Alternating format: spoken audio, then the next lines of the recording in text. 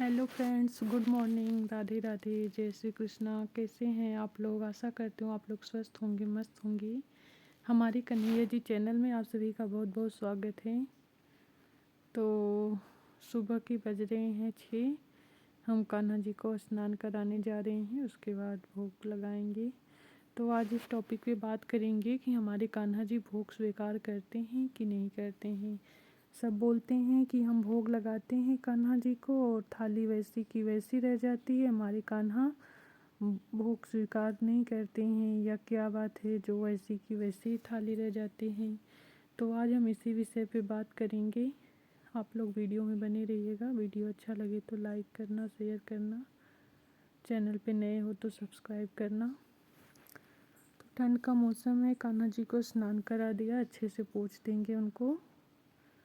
उसके बाद आप इनको ऑयल लगा सकते हैं, पाउडर लगा सकते हैं। तो हमने ऑयल लगा दिया है कान्हा जी को। उसके बाद ये अंदर गर्म कपड़े पहनाएंगे, उसके बाद स्वेटर पहनाएंगे। तो हमारे कान्हा जी जो हैं, हमारे प्रभु, हमारे कन्हैया, वो देने वाले हैं प्रभु। जितना उनसे मतलब हो सकता है वो देते ही हैं, वो किसी का कुछ लेते नहीं हैं। हमारे प्रभु जो हैं, बस हम लोगों को देने का प्रयास करते हैं कि हमारा भक्त मतलब कोई किसी मतलब कोई भी प्रकार से उसे किसी चीज़ की कमी, जितना उसको आवश्यकता रहती है उतना हमारे प्रभु उसको देते ही हैं।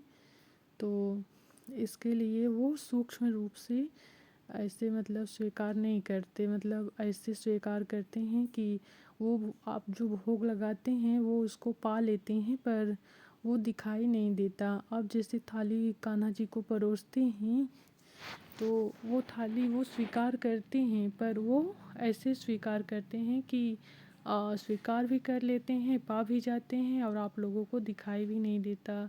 वो अपने भक्तों के लिए प्रसाद छोड़ देते हैं कि आप लोग इसे ग्रहण करना। अब ऐसे हमारे कान्हा जी भोग लगाते हैं, मतलब सूक्ष्म रूप से लगाते हैं कि किसी को पता नहीं चलता कि हमारे कान्हा जी भोग लगाए हैं कि नहीं लगाए हैं।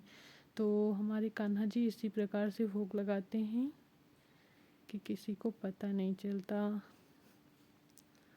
अब मतलब आपको उदाहरण में बताया, जिससे आप कुछ पढ़ रहे हैं, कोई श्लोक हुआ या पाठ हुआ या कविता हुआ, आप उसको याद तो कर लिए पूरी तरह से, आपको ज्ञान हो गया है, पर आप उसको आपको पूर्ण रूप से याद हो गया है कि हमने ये इस पाठ को, इस श्लोक को पूर्ण रूप से याद कर लिया है।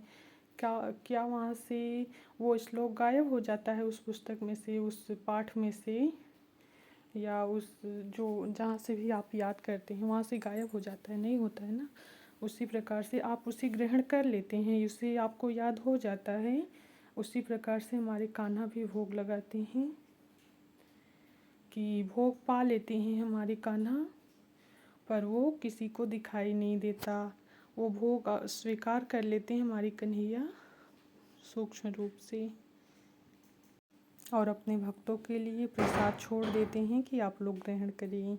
तो जितना हो सकता है हमारे कान्हा देने का प्रयास करते हैं, लेने का प्रयास हमसे नहीं करते, क्योंकि हमारे प्रभु दाता हैं, दुनिया के पालनहार हैं, सबकी रक्षा करने वाले हैं। तो वो हमसे क्या लेंगे? हम लोग भाव बस कान्हा जी को भोग लगाते हैं कि हमारे कान्हा जी भोग पा जाएं, ऐसे वैसे, मतलब ऐसे हम लोग सोचते हैं ना कि क्या भोग लगाऊं अपने कान्हा को, हमारे कान्हा जी क्या पा रहे हैं क्या नहीं पा रहे हैं। हम लोग खा रहे हैं, हमारे कान्हा जी नहीं पा रहे हैं। तो वो आपका भाव देखते हैं कि हमारे भक्त लोगों का भाव कैसा है। ऐसा नहीं कि आप फॉर्मेलिटी पूरा कर लो, अब आप भाव से खिलाइए ना। तो वही हमारे कान्हा जी भाव के भूखे होते हैं। हमारे प्रभु भाव देखते हैं कि भाव कैसा है, वो भाव के भूखे होते हैं। तो इस प्रकार से हमारे कान्हा भोग पाते हैं। वो मतलब ऐसे ही पाते हैं वो कि किसी को पता भी नहीं चलता, और पा भी लेते हैं और अपने भक्त के लिए प्रसाद छोड़ देते हैं। और सब लोग भाव बस कान्हा जी के लिए ऐसे करते हैं कि हमारे कान्हा जी भूखे होंगे अभी, या ऐसे होंगे तो रख देते हैं, ऐसे ये भोग लगाते हैं, वो तो भगवान हमारे पास जाते हैं। ऐसे पाते हैं कि किसी को दिखाई नहीं देता। हम लोग भोग लगाते हैं पर हमारे कान्हा, हम लोगों को लगता है कि कान्हा जी नहीं पा रहे हैं, तो कान्हा जी हमारे ऐसे भोग पाते हैं। हमारे कान्हा जी दुनिया के पालनहार हैं, सबका पालन पोषण वो करते हैं। अच्छा। तो हम उनको भला क्या दे सकते हैं। बस हम लोग भाव बनाए रखते हैं कि हमारे कान्हा जी इस प्रकार से भोग स्वीकार कर रहे हैं, या इस प्रकार से हम उनकी सेवा कर रहे हैं। हमारे कान्हा देने का प्रयास करते हैं, हमसे कुछ लेने का प्रयास नहीं करते। बस यही चाहते हैं हमारे प्रभु कि हम भी उनके प्रति भाव बनाए रखें कि हम कान्हा के प्रति समर्पित हैं, हम कान्हा जी के बिना मतलब नहीं रह सकते।